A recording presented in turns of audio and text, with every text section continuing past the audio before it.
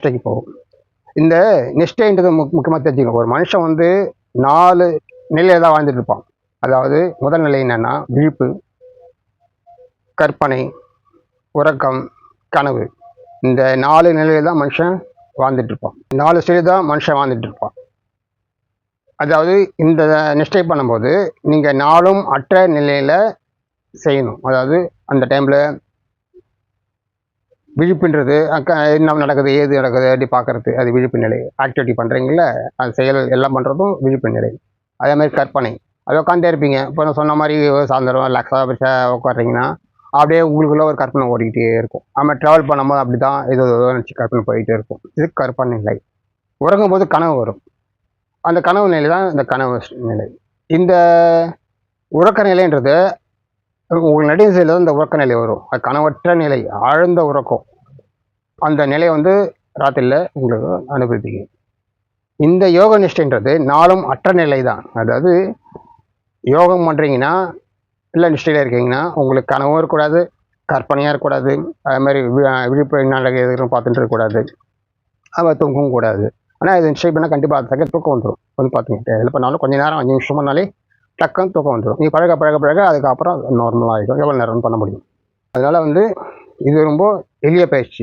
இந்த நிஷ்டையில் வந்து எப்படி செய்யணும்? உள்முகமாக தான் இந்த நிஷ்டையை செய்யணும். அதாவது உள்முக தியானம், வெளிமுக தியானம் 2 தியானங்கள் சொல்லியிருப்பேன்.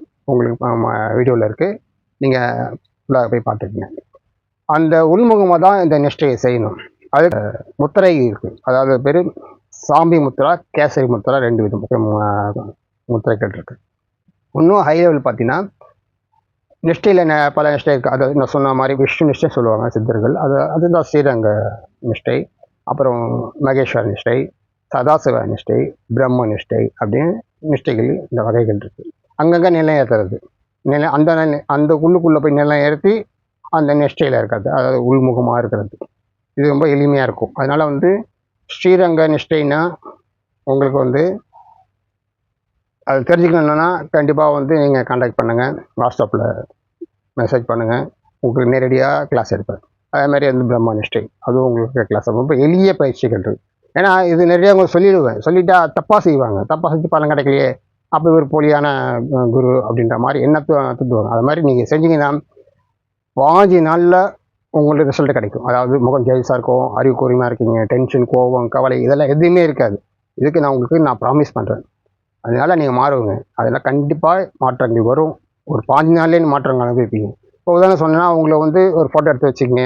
அதுக்கப்புறம் அந்த பயிற்சி எடுத்துகிட்டு பிறகு 5 நாளைக்கு திருப்பி ஃபோட்டோ இருக்கும். முகமே மாறி இருக்கும். எல்லோரும் வணக்கத்தக்க முகமாக மாறும். நல்ல பொலிவாக இருக்கும். கண்கள் நல்ல ஒளி மிகுந்த கண்களாக மாறும். இதெல்லாம் உங்களுக்கு கண்டிப்பாக மாற்றங்கள் இருக்கும். அதுமாதிரி எல்லா முடிவுகளும் உடனே எடுக்கிற திறன் இருக்கும்.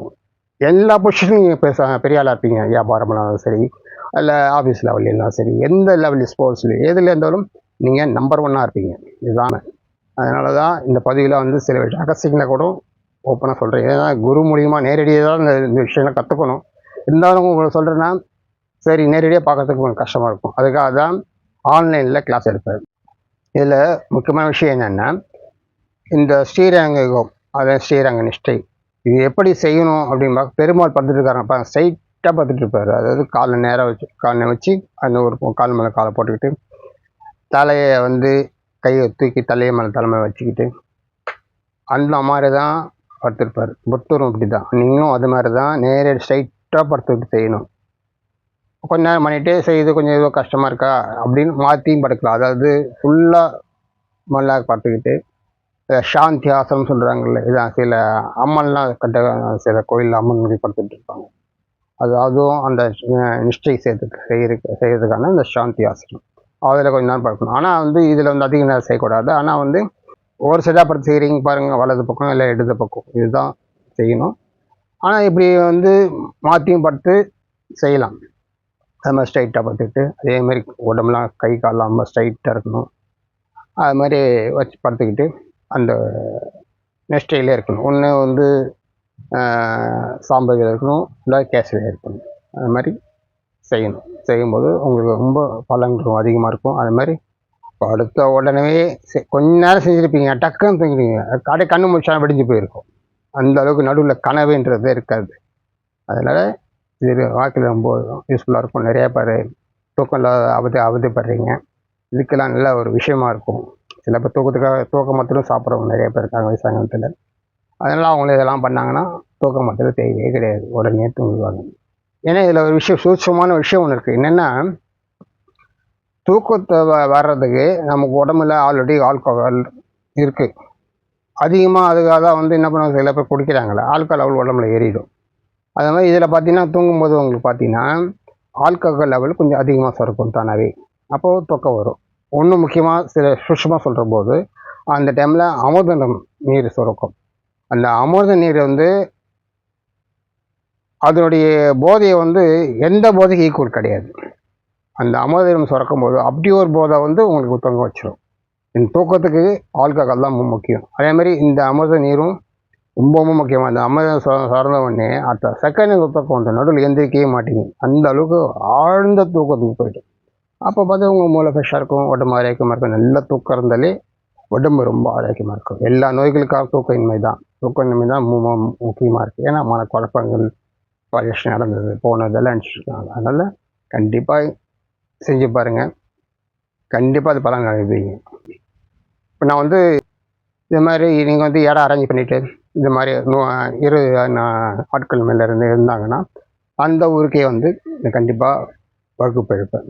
நீங்கள் ட்ராவல்ஸ் ஆச்சு குருதட்சிணை எப்படி கொடுத்தா மட்டும் போதுமானது. அதனால் இதை வச்சு நான் வியாபாரம் பண்ண வரலை. அதனால் விருப்பம் உள்ளவங்க செய்யுங்க. அதுமாதிரி ஸ்கூலு காலேஜ் எல்லாம் எடுக்கணும் அப்படி சொன்னால் அதுமாதிரி வச்சுருக்கீங்கன்னா அங்கேயும் எடுக்க நான் தயாராக இருக்கேன். ஸோ இந்த நெக்ஸ்டில் அவ்வளோ பலன்கள் இருக்குது. இதை நீங்கள் கற்றுக்கணும், நேரடியாக கற்றுக்கணும்னு நினச்சாலும் நேரடியாக கற்றுக்கலாம். அதேமாதிரி ஆன்லைன் மூலியமாகவும் கற்றுக்கலாம்.